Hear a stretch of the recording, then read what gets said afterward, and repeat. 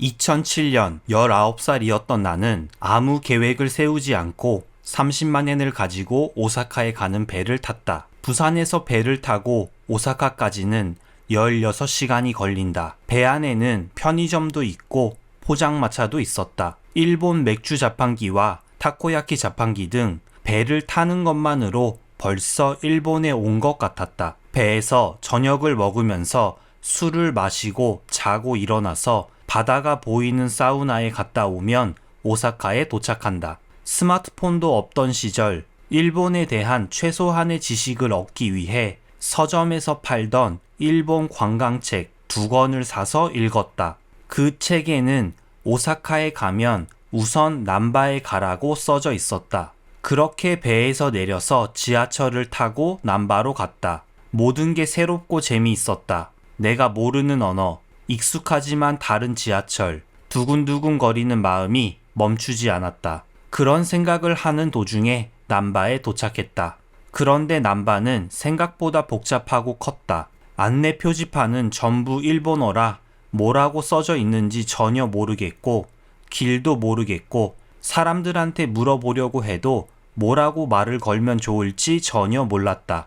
그렇게 점점 내가 전혀 모르는 세상에 왔다는 것이 너무 무서워졌다. 그러면서 오늘은 어디서 자야 되지? 이대로 한국에 못 돌아가는 건 아니겠지?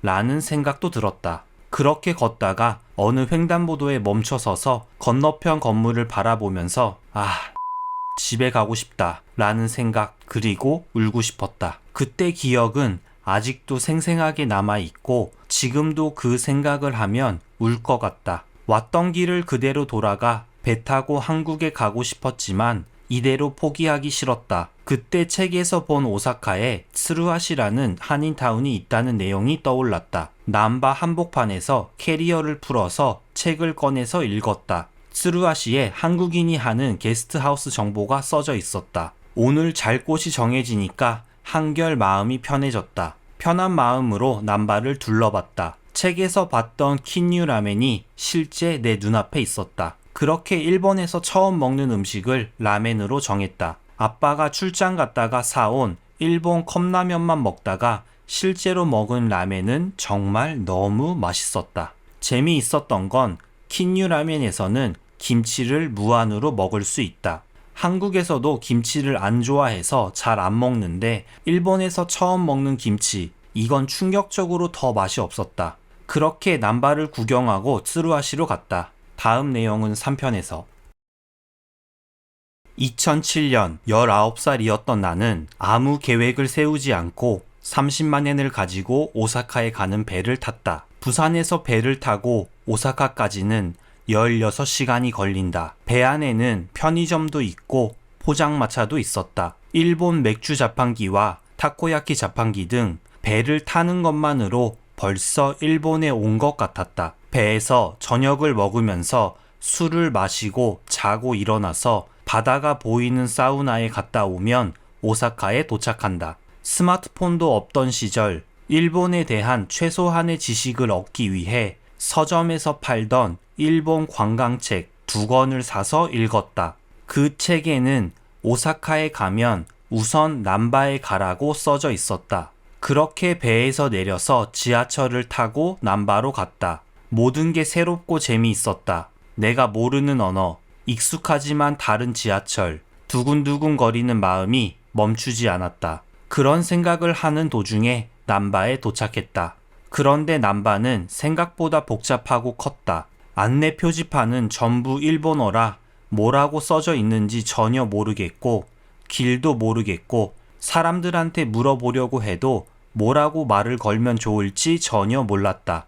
그렇게 점점 내가 전혀 모르는 세상에 왔다는 것이 너무 무서워졌다. 그러면서 오늘은 어디서 자야 되지?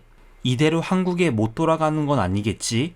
라는 생각도 들었다. 그렇게 걷다가 어느 횡단보도에 멈춰서서 건너편 건물을 바라보면서 집에 가고 싶다 라는 생각 그리고 울고 싶었다. 그때 기억은 아직도 생생하게 남아있고 지금도 그 생각을 하면 울 것 같다. 왔던 길을 그대로 돌아가 배 타고 한국에 가고 싶었지만 이대로 포기하기 싫었다. 그때 책에서 본 오사카에 츠루하시라는 한인타운이 있다는 내용이 떠올랐다. 남바 한복판에서 캐리어를 풀어서 책을 꺼내서 읽었다. 츠루하시에 한국인이 하는 게스트하우스 정보가 써져 있었다. 오늘 잘 곳이 정해지니까 한결 마음이 편해졌다. 편한 마음으로 남바를 둘러봤다. 책에서 봤던 킨유 라멘이 실제 내 눈앞에 있었다. 그렇게 일본에서 처음 먹는 음식을 라멘으로 정했다. 아빠가 출장 갔다가 사온 일본 컵라면만 먹다가 실제로 먹은 라멘은 정말 너무 맛있었다.